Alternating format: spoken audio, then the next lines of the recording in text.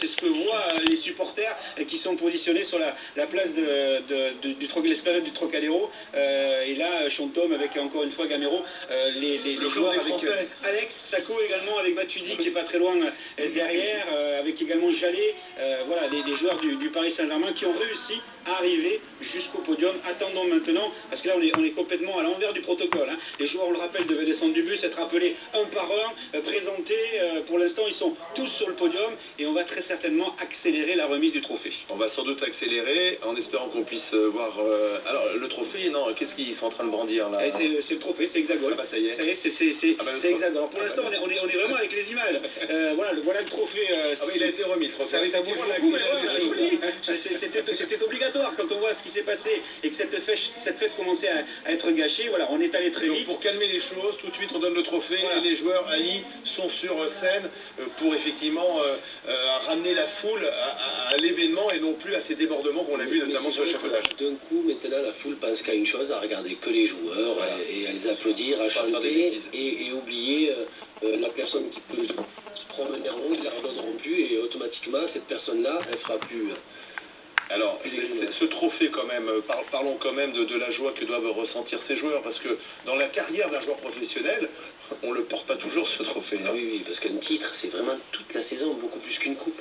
On sait qu'une Champions League, c'est exceptionnel, mais un titre, c'est tous les jours à entraînement, c'est chaque match, on le sait, c'est très très long, on est pratiquement à 38 journées, et on sait que des grands clubs qui recherchent le titre, c'est la pression au quotidien à l'entraînement et au match, et on sait qu'à Paris, en France, c'est beaucoup plus de pression, aussi bien de la presse que des supporters, que des dirigeants.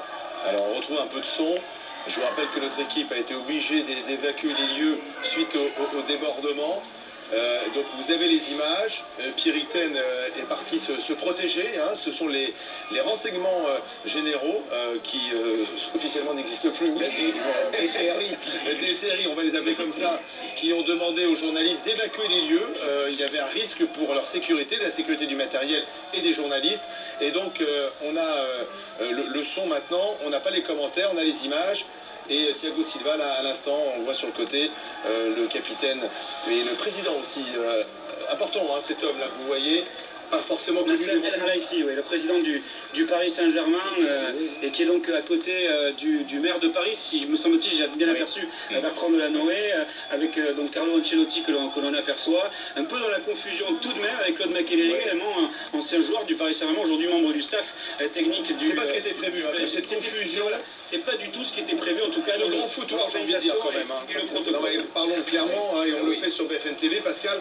C'est le grand foutoir, c'est pas forcément l'image que voulaient donner les dirigeants du Paris Saint-Germain ce soir. Non, il y a ce soir malheureusement une défaillance. Je ne pense pas qu'elle soit imputable aux dirigeants du Paris Saint-Germain. Je pense qu'il y a eu simplement une problématique de gestion de l'ordre public et de la sécurité publique, et que ce sont plutôt les autorités policières qui n'ont pas prévu probablement un dispositif suffisant. Écoutez, vous l'avez dit, Paris n'est pas champion de France depuis, je ne sais plus, depuis 19 ans. Bon, il y a un mouvement populaire, on l'a dit, Ali l'a rappelé tout à l'heure, le stade il est plein, il y a 50 000 personnes à chaque fois. On sait que